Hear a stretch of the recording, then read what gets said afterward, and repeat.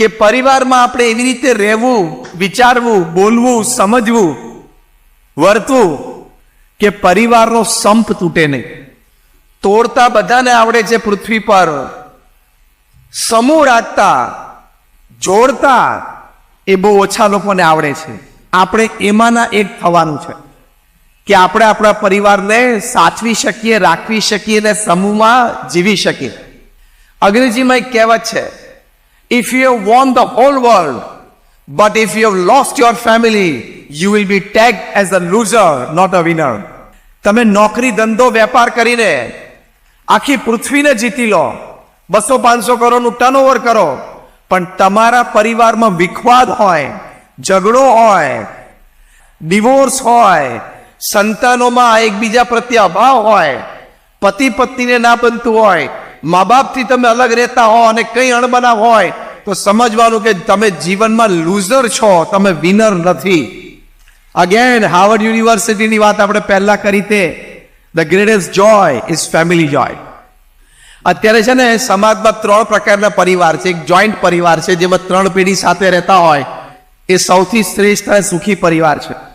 કારણ કે પૌત્ર પૌત્રીને દાદા દાદીનો ખોળો મળે, એમની પાસે રામાયણ અને મહાભારત જેવા મહાન ગ્રંથો સાંભળવા મળે, એની વાતો સાંભળવા મળે, એટલે નાનપણથીના સંસ્કાર પ્રાપ્ત થાય.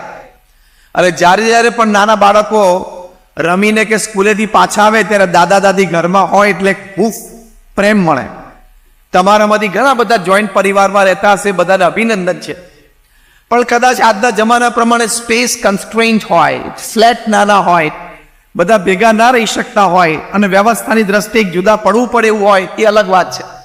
બીજા પ્રકારનો પરિવાર એ છે કે જેને ન્યુક્લિયર ફેમિલી કહેવાય. એ ન્યુક્લિયર ફેમિલી એવું હોય, જેમાં આપણે બધા ફિઝિક્સ ભણ્યા છે તો ન્યુક્લિયર એટલે એટમ હોય ને, એટમમાં એક પ્રોટોન હોય અને પોઝિટિવ ચાર્જ હોય, એનું પોતાનું ઓર્બિટ હોય. ન્યુટ્રોન હોય ને એને નેગેટિવ ચાર્જ હોય, એનું પોતાનું એક ઓર્બિટ હોય. અને વચ્ચે એક ઇલેક્ટ્રોન હોય ને એને નેગેટિવ ચાર્જ હોય, એનું એક ઓર્બિટ હોય. વચ્ચે ન્યુટ્રોન બેઠું હોય નાનું, એની પાસે પોતાનો ચાર્જ ના હોય, કોઈ ઓર્બિટ ના હોય. એટલે ન્યુક્લિયર ફેમિલી એટલે શું? પિતા છે એ પ્રોટોન, એની પાસે પોતાનો ચાર્જ હોય ને પોતાના ઓર્બિટમાં હોય, કામ ધંધામાં સવારથી રાત સુધી. એની માતા છે ઇલેક્ટ્રોન, કે એની પાસે પણ પોતાનો એક ચાર્જ હોય, સત્તા હોય, એને પોતાનું એક ઓર્બિટ હોય, સોશિયલાઇઝિંગ અને કીટી પાર્ટી. અને ન્યુટ્રોન હોય એટલે એનું બાળક વચ્ચે બેઠું, એની પાસે કોઈ સત્તા, ચાર્જ હોય નહીં, કોઈ અધિકાર હોય નહીં, એની પાસે કોઈ મુવમેન્ટ હોય નહીં. અને જેમ એટમમાં પેલું ન્યુટ્રોન વચ્ચે બેઠું બેઠું જોવે કે પ્રોટોન ઇલેક્ટ્રોન આજુબાજુ ફરે છે પણ કોઈ નજીક આવતું નથી, એમ પેલું બાળક પણ જોયા કરે, પપ્પા મમ્મી બે પર કરે પણ નજીક તો આવતા જ નથી. એટલે ન્યુક્લિયર એટલે કે સમય નથી આપી શકતા, એટલે સંસ્કાર નથી આપી શકતા. અને ત્રીજા પ્રકારનું ફેમિલી આપણને બધાને લાગુ પડે છે. ત્રીજા પ્રકારનો જે પરિવાર છે આપણને બધાને લાગુ પડે છે. એ હમણાં છેલ્લા 20 વર્ષમાં એ પ્રકારનું એક ટાઈપ, જેમ કોરોના છે એનું વેરિયન્ટ બદલાયા કરે છે ને, નવું શરૂ થયું છે JN.1 અને એના લીધે મૃત્યુ શરૂ થયા છે. જેમ કોરોનાના વેરિયન્ટ છે ને એમાં આપણે એક ફેમિલીનું વેરિયન્ટ છે. એ શું છે? તો એને વાયર્ડ ફેમિલી કહેવાય. એટલે શું? પરિવારમાં રાત્રિ ભોજન પછી બધા સાથે તો બેઠા હોય, સવારના ગાળામાં બધા ઘરમાં સાથે હોય, physically they are close to each other, પણ બધા પોતપોતાના, બધાને ખબર પડી ગઈ, બધા પોતપોતાના ગેજેટ સાથે હોય, મોબાઈલ સાથે હોય, આઈપેડ સાથે હોય, લેપટોપ સાથે હોય. એટલે વાયર સાથે કનેક્ટેડ હોય, પરિવારજન સાથે કનેક્ટેડ ના હોય, તેને વાયર્ડ ફેમિલી કહેવાય. થોડો અપભ્રંશ કરી નાખો ને આને, થોડો અપભ્રંશ કરી નાખો ને એટલે શું થાય ખબર છે? આનો થોડો અપભ્રંશ કરી નાખો કે વાયર્ડ ફેમિલી એટલે શું? પરિવાર સાથે એકબીજા સાથે કનેક્ટેડ ના હોય, ઇલેક્ટ્રોનિક ગેજેટ સાથે કનેક્ટેડ હોય, સ્ક્રીન ટાઈમ વધારે હોય, એટલે પરિવારને આપણે સમય નથી આપી શકતા. પ્રમુખ સ્વામી મહારાજનો પહેલો ઉપદેશ આ છે કે પરિવારને સમય આપો. કારણ કે તમે સમય આપશો એટલે સંસ્કાર અને સંસ્કૃતિ તમારા પરિવારમાં સચવાશે. જેમ નાનો છોડ હોય એને આપણે જેમ વાળીએ તેમ વળે, એમ નાના બાળકો, કુમળા બાળકો, અને જેમ તમે નાનપણથી પાઠ શીખવો એ પ્રમાણે એ પાઠ શીખે. સ્કૂલ્સ અને કોલેજીસમાં તો અઘરું છે, આ બધું શીખવાડવામાં નહીં આવે, કારણ કે ત્યાં ગણપતિનો શીખવાડે તો યુ આર સેફરડાઇઝિંગ એજ્યુકેશન. તમે ભણતરનું ભગવીકરણ કરો છો એટલે ગણપતિનો નહીં ચાલે, તમે સાંપ્રદાયિક બનાવો છો. હા, ગધેડાનો ચાલે, પછી મોટો થઈને કેવો થાય? એટલે મા બાપની જવાબદારી બને છે કે સંતાનોને આવી રીતે સમય આપીને સંસ્કાર આપવા. અને સમય આપો એટલે વ્યક્તિ જુદી તૈયાર થાય. માઇક્રોસોફ્ટના સીઈઓ સત્ય નદેલાનો ઇન્ટરવ્યુ આવેલો જ્યારે માઇક્રોસોફ્ટમાં બિલ ગેટ્સની ખુરશી ઉપર બેઠા. આજે બિલ ગેટ્સની ખુરશી ઉપર બેસવું એટલે શું? અને ભારતીય તરીકે કક્ષાએ પહોંચ્યા એટલે ભારત વર્ષ માટે પણ ગૌરવ કહેવાય. સત્ય નદેલાને પૂછવામાં આવ્યું કે you have reach this level being the CEO of Microsoft, આ કક્ષાએ તમે પહોંચ્યા કે તમે માઇક્રોસોફ્ટના સીઈઓ બન્યા, એની પાછળ ઘણા બધા કારણો હશે, ઘણા બધા રહસ્યો હશે, પણ મુખ્ય રહસ્યની અમને વાત કરો એવું પત્રકારે ઇન્ટરવ્યુમાં એમને પૂછ્યું. ત્યારે સત્ય નદેલા બોલ્યા કે the principal reason is that. હવે સાંભળજો સત્ય નદેલા શું બોલે છે કે મુખ્ય કારણ શું છે કે મારા માતા પિતાએ નાનપણથી મારા સંસ્કારોનું જતન કર્યું. મારા માતા પિતાએ નાનપણથી મને બે વસ્તુ આપી, freedom to do what I wanted to do and confidence to do I wanted to do. કે મારે જે કરવું હતું એ સાચા માર્ગે છું ને એટલું જ મારા મા બાપે ચેક કરી લીધું, પછી મને સ્વતંત્રતા આપી. હું જે માર્ગે છું એ સાચા માર્ગે છું ને એટલું જ મારા મા બાપે ચેક કરી લીધું અને પછી મારામાં આત્મવિશ્વાસ પ્રેરી દીધો. એટલે કે મારા મા બાપે મને સાચા માર્ગે મૂકીને પછી મને સ્વતંત્રતા અને મને આત્મવિશ્વાસ આપ્યા. અને વિથ ધીસ ટુ વિંગ્સ એવું બોલ્યા કે આ બે પાંખોથી હું આ કક્ષા સુધી પહોંચી શક્યો. આને કહેવાય પરિવારનું મા બાપ તરીકે, વડીલ તરીકે જતન. આવું જતન આપણે વિચારવું જોઈએ. એકવાર અમારા મંદિરમાં એક વ્યક્તિ આવ્યા સાંજના સમયે, સંધ્યા આરતી પૂર્ણ થઈ પછી, અને ત્યાં એમના નાના સંતાનને લઈને આવેલા ભેગા, એટલે હશે 13-14 વર્ષનો. પછી કે સ્વામી મારે તમને એક વાત કરવી છે. એટલે અમારા સંત હતા એને કહ્યું શું બોલો? એટલે કે મારો આ દીકરો સ્વામી 14 વર્ષનો છે, સિગરેટ પીતો થઈ ગયો છે, તમે આને કંઈક સમજાવો. એટલે અમારા સંતે પૂછ્યું કે તમે આ કોકની કીધેલી વાત કરો છો કે તમે પોતે જોયેલું? તો કે સ્વામી મેં પોતે જોયેલું. પૂછો એને, રેડ હેન્ડેડ પકડ્યો છે. તો પેલો બિચારો આમ શરમાઈ ગયો, આમ માથું નીચું નાખી. પછી અમારા સંત તો બહુ મચ્યોર હતા એટલે એમને કીધું કે આવો બેસીએ. પછી એને કહ્યું કે તમારા બાળક સાથે હું પછી બેસું, પેલા આપણે વાત કરી. પેલા દીકરાને રૂમની બહાર મોકલ્યો. પછી અમારા સંતેના પિતા સાથે વાત કરી. પહેલો પ્રશ્ન પૂછ્યો તમે સિગરેટ પીવો છો? તો કે હા. બીજો પ્રશ્ન પૂછ્યો ઓફિસમાં પીવો છો કે ઘરે? તો કે ઘરે પણ પીવું કોક વખત. ત્રીજો પ્રશ્ન પૂછ્યો કે ઘરે તમે બેઠા હો અને સિગરેટ પીવાનું મન થાય અને સિગરેટ ધારો કે ના હોય તો તમે ક્યારે આ બાળકને પાનના ગલ્લે સિગરેટ લેવા માટે મોકલ્યો છે? તો કે હા મોકલ્યો છે. અમારા સંત કે બસ ચેપ્ટર એન્ડ્સ, અહીં ચેપ્ટર પૂરું થઈ ગયું. તમને સિગરેટ પીતા જોયા, તમે એના પાનના ગલ્લે સુધી મોકલ્યો, ત્રીજો મુખ્ય કાર્યક્રમ બાકી હતો જાતે કરી લીધો. સમય તમે આપો છો, સાથે સાથે તમારા વર્તન ઉપર પણ ઘરમાં ધ્યાન રાખવું જોઈએ, તો બાળકોને સંસ્કાર રહે છે. હાર્વર્ડ યુનિવર્સિટીનો એક સર્વે એ પણ હતો કે the first curse words that the children learn is from their parents and especially from their mothers. બાળકો પ્રથમ ગાળો બોલતા પોતાના માતા પિતા પાસેથી શીખે છે અને એમાં પણ પોતાની માતા પાસેથી શીખે છે. આ હાર્વર્ડ યુનિવર્સિટીનો એક બીજો સર્વે છે. તમને એમ થાય કે બાળક નાનું છે, કઈ સમજતું નથી, ઊંધું બેસીને ત્યાં રમકડા રમે છે, એની બધી જીબી ફ્રી છે. તમારી યુટ્યુબ ને વોટ્સએપ થી ભરાયેલી છે એની ફ્રી છે, ખબર છે ને? એની બધી જીબી ફ્રી છે એટલે બધું પ્રિન્ટ થઈ જાય છે. અત્યારે હજી એની સિસ્ટમ ડેવલપ નથી એટલે એક્સપ્રેસ નથી કરી શકતો, બાકી બધું જ એનામાં પ્રિન્ટ થઈ જાય છે. યોગ્ય સમયે બધું વર્તન રૂપે બહાર આવશે ત્યારે તમને એમ થાય કે મારો બાળક આવું બોલતો થયો, આવું વર્તતો થયો, પણ એ તારા સંસ્કાર છે, તારું વર્તન છે. એટલે પૈસા કમાવા કે પૃથ્વી ઉપર મોટી વાત નથી. હવે જે હું વાક્ય બોલું એ સાંભળજો. પૃથ્વી ઉપર રોજ સેંકડો લોકો કરોડપતિ બને છે, હજારો લોકો રોજ લાખોપતિ બને છે.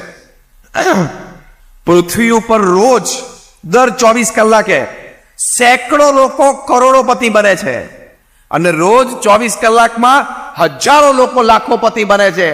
પૈસા કમાવા એ કઈ મોટી વાત નથી. તમે તમારા પરિવારનું સંવર્ધન કરી શકો એ મોટી વાત. તો સમય અને વર્તન એ બંને તમારે તમારા પરિવારજનોને આપવા પડે. પ્રમુખ સ્વામી મહારાજ આટલી મોટી BAPS સંસ્થા, આજે મહંત સ્વામી મહારાજ આટલી મોટી BAPS સંસ્થા, હું જે સંસ્થામાંથી આવું છું એ BAPS સ્વામિનારાયણ સંસ્થા, તમારામાંથી ઘણા બધા અક્ષરધામ જોયું હશે. Just raise your hands if you have been to Akshardham at Delhi or Gandhinagar. તો લગભગ બધા હાથ ઊંચો કર્યો. એ સંસ્થામાંથી અમે સંતો આવીએ છીએ. BAPS દુનિયાની પ્રથમ 10 મોટી સંસ્થાઓમાંની એક સંસ્થા છે. BAPS સ્વામિનારાયણ સંસ્થા પાસે યુનાઇટેડ નેશન્સમાં એક સ્થાયી પરમેનન્ટ સીટ NGO તરીકે છે. આટલી મોટી સંસ્થાનું સંવર્ધન, રોજિંદુ કાર્ય, એ કોઈ સામાન્ય વાત નથી. આની વચ્ચે પ્રમુખ સ્વામી મહારાજે આ સમગ્ર BAPS સંસ્થાના તમામ આશ્રિત પરિવારો અને જન સમાજને પોતાનો પરિવાર માન્યો, સમય અને સંસ્કાર આપી શક્યા. કેટલો બધો સમય પ્રમુખ સ્વામી મહારાજે વ્યક્તિગત મુલાકાતમાં આપ્યો છે. નાના બાળકો, કિશોરો, યુવાનોને આપ્યો છે. પ્રમુખ સ્વામી મહારાજ એક વખત સાઉથ આફ્રિકામાં ડર્બનમાં હતા ને ત્યાં લેનેશિયામાં હતા ને ત્યાં 2-3 યુવાનોએ આવીને વાત કરી કે સ્વામી, આપણા યુવક મંડળમાં એક યુવક નવો આવતો થયો છે, એનું નામ આ છે, એમ કહીને એમનું નામ આપ્યું, પણ એને હોરર ફિલ્મ્સ જોવાની ટેવ પડી ગઈ છે. આ બહુ પ્રેક્ટિકલ દ્રષ્ટાંત આપું છું. અને દિવસમાં 2-3 હોરર ફિલ્મ્સ જોવે છે. આ પ્રસંગ હું વાત કરું છું 25-30 વર્ષ પહેલાની. પ્રમુખ સ્વામી મહારાજે વાત સાંભળીને પોતાના આટલા વ્યસ્ત કાર્યક્રમોની વચ્ચે, વ્યસ્ત વિચરણની વચ્ચે પ્રમુખ સ્વામી મહારાજે એ યુવાનને બોલાવ્યો અને શાંતિથી વ્યક્તિગત એની સાથે બેઠા અને પહેલી વાત કરી કે જો મને આવી વાત જાણવામાં આવી છે, આ વાત સાચી છે? જો આ વર્તનની રીત, આપણે તો ના હોય તો આપણા પરિવાર કોઈ બાળક વર તૂટી જ પડીએ, તું આવો છું, તું પેલો છું, તને મને આવી વાત ખબર પડી. પહેલા પૂછ્યું, પહેલા કીધું કે હા સ્વામી, વાત સાચી છે. પ્રમુખ સ્વામી મહારાજે જરાય ગુસ્સો ના કર્યો. જો એક પિતા અને માતા તરીકે સંતાનો સાથે કેવી રીતનું વર્તન હોવું જોઈએ, એ પણ આવા સંતના જીવનમાંથી આપણને શીખવા મળે છે.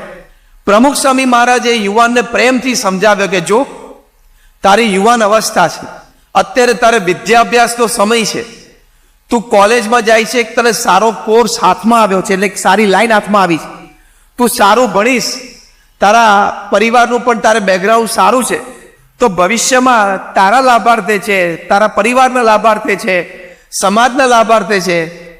તું ભણી ગણીને સારો પ્રોફેશનલ તૈયાર થઈશ તો તને તારા જીવનમાં સારી સફળતા મળશે.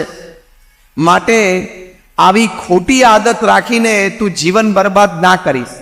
20 મિનિટ સુધી પ્રમુખ સ્વામી મહારાજે આ યુવાનને વ્યક્તિગત સમજાવ્યો અને 20 મિનિટની આ સમજદારી પછી આ યુવાને આ હોરર ફિલ્મ્સ જોવાની પોતાની ટેવ એ સંપૂર્ણ મૂકી દીધી. આજે જ્યારે હું તમારી સામે આ વાત કરું છું ત્યારે આ યુવાન પોતાના ક્ષેત્રમાં ત્યાં સાઉથ આફ્રિકાના લેનેશિયામાં એ ટોપ ક્લાસ પ્રોફેશનલ છે અને આખા શહેરમાં એનું માન સન્માન છે. તો જ્યારે આપણે સંતાનો સાથે બેસીને પ્રેમથી એને વાત કરીએ ત્યારે કંઈક નાની મોટી કુટેવ એના જીવનમાં આવી હોય એ દૂર થાય, પણ તમારે રેપો એની સાથે ડેવલપ કરવો પડે. એની માટે રોજ પછી તમારે એની સાથે સમય આપીને એના વર્તનના સુધાર માટે પ્રયત્ન કરવો પડે. You have to be his friend, his father, everything. એક યુવાને ડર્બનમાં પ્રમુખ સ્વામી મહારાજ સાથે હાથ મિલાવ્યો અને પ્રમુખ સ્વામી મને કહ્યું કે Swami, I feel you are my friend, તમે મારા મિત્ર છો. પ્રમુખ સ્વામી મહારાજે કહ્યું કે I am your friend, father and guru. પછી કહ્યું કે સંત છે એ ફ્રેન્ડ મનાય તેની સાથે નિષ્કપટપણે વર્તાય, સંત છે પિતા મનાય તો એમની આજ્ઞાનું પાલન થાય, અને સંત છે એ ગુરુ મનાય તો એમના પ્રત્યે પૂજ્ય ભાવ અને દિવ્ય ભાવ રહે. તો 3 જનરેશનને પ્રમુખ સ્વામી મહારાજ ઇફેક્ટ કરી શક્યા. એનું કારણ આ કે એમને સમય આપ્યો, સંસ્કારિત કરવાનો પ્રયત્ન કર્યો અને વર્તન દ્વારા શીખ્યું. તો પહેલી અગત્યની વાત છે કે પરિવાર માટે સમય અને વર્તન દ્વારા આપણે સંસ્કાર આપવા. બીજી વાત છે પરિવારમાં સંપની દ્રષ્ટિએ કે અત્યારે યુવાનોમાં વિખવાદ અને છૂટાછેડાના પ્રસંગો ઘણા બધા બન્યા છે. હા કે ના? તમારા સમાજમાં પણ પ્રમાણ વધ્યું હશે જો બધા વડીલો આ પાડે છે. એમ રાઈટ ઓર રોંગ? તો તમારા સમાજમાં પણ તમે બધા જાણો છો, જોવો છો કે આ વિખવાદનું કારણ બન્યું છે અને બહુ ક્ષુલ્લક કારણોથી પણ એ ઘણી વખત છૂટાછેડા થતા હોય છે. પહેલા હું તમને પ્રમુખ સ્વામી મહારાજનો એક વિચાર કહું એમના વિશાળ અનુભવ પરથી. શબ્દશઃ હું પ્રમુખ સ્વામી મહારાજને ટાંકું છું. પ્રમુખ સ્વામી મહારાજ કહેતા, લગ્ન જીવનની વાત આવે ત્યારે હું શબ્દશઃ બોલું છું, શબ્દશઃ ની અક્ષરશઃ બોલું છું. પ્રમુખ સ્વામી મહારાજ કહેતા કે અગ્નિની સાક્ષી આપણે ભેગા થયા છીએ તો હવે અગ્નિની સાક્ષીએ જ છૂટા પડવું. ખબર પડી? અગ્નિની સાક્ષી આપણે ભેગા થયા છીએ એટલે કે જ્યારે લગ્ન થયા ત્યારે ચોરીમાં અગ્નિની સાક્ષીએ પરિક્રમા કરી ફેરા ફરીને આપણે ભેગા થયા પતિ પત્ની રૂપે. હવે અગ્નિની સાક્ષીએ જ છૂટા પડવું એટલે શું? બે માંથી એક જણાનું મૃત્યુ થાય, સ્મશાનમાં અગ્નિ લાગે ત્યારે જ છૂટા પડવાનું, તે પહેલા લઈ. અને 100%નું ચોઈસનું કોઈને મળ્યું હોય એવા એકાદ વ્યક્તિ સભામાં બેઠા હોય તો આંગળી ઊંચી કરો. તો આટલી સમજદારી તો તમારે છે જ. મને તમારા જ સમાજના વડીલોએ કીધું છે કે સ્વામી આ 2-3 વાત ઉપર તમે ભાર મૂકીને વાત કરજો. એટલે એમાંની એક વાત આ છે કે અમારા સમાજમાં યુવાનોમાં છૂટાછેડા 6 મહિનામાં ને વર્ષમાં ને 2 વર્ષમાં ને 5 વર્ષમાં થઈ જાય છે. એક તો 6 મહિનાની ઓળખાણ રાખી હોય પછી તો લગ્નનું નક્કી કર્યું હોય, હા કે ના? એમાં 5 વખત એકબીજાના ઘરે રહેવા ગયા હોય નવા ટ્રેન્ડ પ્રમાણે, અને તોય પાછું 3 મહિનામાં પૂરું થઈ જાય. એ સમજદારી આપવી, વાત તો આપણે ઘણી કરીએ, જ્ઞાન તો ઘણું કરીએ, પણ સમજદારી આપવી અઘરી છે. સારી વાત કરનારા અને સારા જ્ઞાન આપનારા પણ એમને પણ લગ્નના 15 દિવસમાં વિખવાદ થાય છે ને અત્યારે કેસ કોર્ટમાં ચાલે છે. છેલ્લા 2 દિવસની ઘટનાના તમે વિચારી લેજો. તો કહેવાની વાત એ છે કે મેડ ફોર ઈચ અધર કપલ હોય ને એમાં પણ 60-40 નો રેશિયો હોય. 60% પતિ પત્ની એકબીજાને અનુકૂળ હોય, સમજતા હોય, 40% તો ટોલરન્સ, એક્સેપ્ટન્સ, એપોલોજીસ એન્ડ કોમ્પ્રોમાઇઝ ઉપર આવવું જ પડે. ઇટ ઇઝ અ પ્રિન્સિપલ, એ સિદ્ધાંત છે પૃથ્વી પર કે જે વ્યક્તિ સાથે તમારે કાયમ સાથે રહેવાનું છે, પતિ પત્ની રૂપે હોય, ધંધામાં બંને સાથે પાર્ટનર હોય, એકબીજાને થોડા સહન કરવા, એકબીજાને પૂર્ણ રીતે સ્વીકાર કરવા, એકબીજા પ્રત્યે જ્યાં ભૂલ થઈ ગઈ હોય ત્યાં માફી માંગી લેવી, અને ક્યાંક વાતચીતમાં, ચર્ચામાં, નિર્ણયમાં કોમ્પ્રોમાઇઝ ઉપર આવવું જ પડે. આ વાતમાં કંઈક વજૂદ હોય એવું તમને લાગે છે? Just raise your hands if you say yes. Thank you. Tolerance, acceptance, એપોલોજીસ and compromise, આને ટેક ફોર્મ્યુલા કહેવાય. એક ટેક ફોર્મ્યુલા દરેકે એપ્લાય કરવી પડે. તમને આશ્ચર્ય થશે કે પૃથ્વી ઉપર રોજ, સાંભળજો, પૃથ્વી ઉપર રોજ 24 કલાકમાં 8,500 છૂટાછેડા થાય. અને વર્લ્ડ સ્ટેટિસ્ટિક્સ એન્ડ ડેટા પ્રમાણે થોડા મહિનાઓમાં it will touch the unfortunate magical figure, હું અનફોર્ચ્યુનેટ વાપરું છું, unfortunate magical figure of 10,000. 10,000 ડિવોર્સિસ per day. 24 કલાકમાં 10,000 એટલે શું થયું? દર કલાકે 40 થયા, દર 1.5 મિનિટે, રફી બધું બોલું છું, દર 1.5 મિનિટે એક થયો. આપણે પ્રવચનની શરૂઆત કરીને લગભગ 35 મિનિટ થઈ, 30 છૂટાછેડા થઈ ગયા છે પૃથ્વી ઉપર. હવે એના કારણો જાણવાના પ્રયત્ન કરો. અને કારણો મભમમાં કે કારણો સ્પષ્ટ દેખાતા હોય એ તો છે જ, પણ જે રિસર્ચ અને એનાલિસિસ, RNA રિસર્ચ અને એનાલિસિસ દ્વારા જે કારણો બહાર આવ્યા છે કે યુવા પેઢીમાં છૂટાછેડાના કારણો શું છે એ હું તમને વાત કરું. દિલ્હીમાં લગભગ રોજ 70 થી 80 ડિવોર્સ કેસીસ રજીસ્ટર થાય છે. મુંબઈમાં બાંદ્રામાં ફેમિલી કોર્ટ છે, ત્યાં તો લગભગ 80-90. હૈદરાબાદ, સિકંદરાબાદ, ટ્વિન સિટીમાં રોજના 100. તે એનાલિસિસ કરવામાં આવે what are the principal reasons of divorce among young couples. Young couple હોય એમાં ડિવોર્સના મુખ્ય કારણો શું છે? તો બહુ આશ્ચર્યજનક વાતો છે, પણ હકીકત છે. ફર્સ્ટ રીઝન, એટલે ક્રમમાં હું નથી બોલતો, પણ 5 આ કારણો છે. એક કારણ એ છે too much of expectation from the spouse, કે પતિને પત્ની તરફથી અને પત્નીને પતિ તરફથી બહુ વધારે પડતી અપેક્ષા. અને પછી 10મા દિવસે કહી દે એટલે મને તો ખબર જ નહીં તમે આવા હતા, તો 6 મહિના સુધી કર્યું છું લગ્ન પહેલા. મેં કર્યું એમ 60-40 નો રેશિયો તૈયાર રાખવાનો. સવારે સારી ગરમ ગરમ ચા ટાઈમે મળે 60% ના રેશિયોમાં, કે અનુકૂળ છે, મન ગમતું સચવાઈ જાય છે. અને સાંજે કદાચ રાત્રિ ભોજન છે ગરમ ગરમ ન મળે, કારણ કે 7 વાગ્યાનું થઈ ગયું, તમારે 10 વાગે આવતા હોય તો ગરમ ગરમ ન મળે, તો 40%માં ગણી લેવાનું. કોમ્પ્રોમાઇઝ એન્ડ એડજસ્ટમેન્ટમાં ગણી લેવાનું. કયું ક્યાં ગણી લેવું ને આવડી જવું જોઈએ. એક્સપેક્ટેશન્સ વધારે છે. બીજું એક બહુ જ મોટું કારણ બહાર આવ્યું છે, over exposure to social networking sites. જો હવે સભામાં સ્તબ્ધ થઈ જશે બધા, કારણ કે એવું છાતી ઉપર મેં ફાયર કર્યું છે. તમે પરિણિત છો તો તમારે સોશિયલ નેટવર્કિંગ સાઇટ ઉપર જવાની જરૂર શું છે? I am talking very practical. What is happening in today's times? તમે પરિણિત છો તો તમે સોશિયલ નેટવર્કિંગ સાઇટ્સ ઉપર જાઓ એટલે લગ્નેતર સંબંધો બંધાય ને બંધાય એ સિદ્ધાંત છે.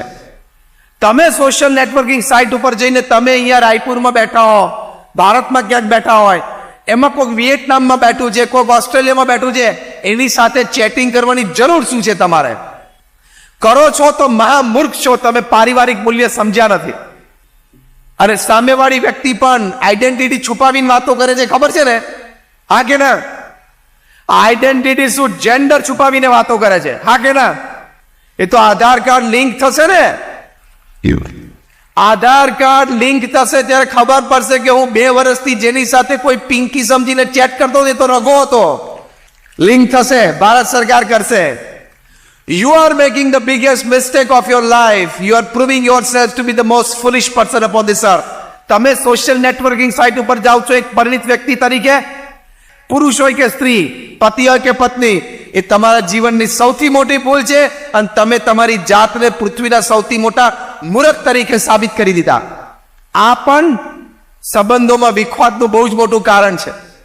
અને સમજી લેવાનું, કોઈ પણ ગેરરીતિ આપણે આચરી સંબંધોમાં કે વ્યવહારમાં, એટલે કે ધન કમાવામાં, એ આજે નહીં તો કાલે, કાલે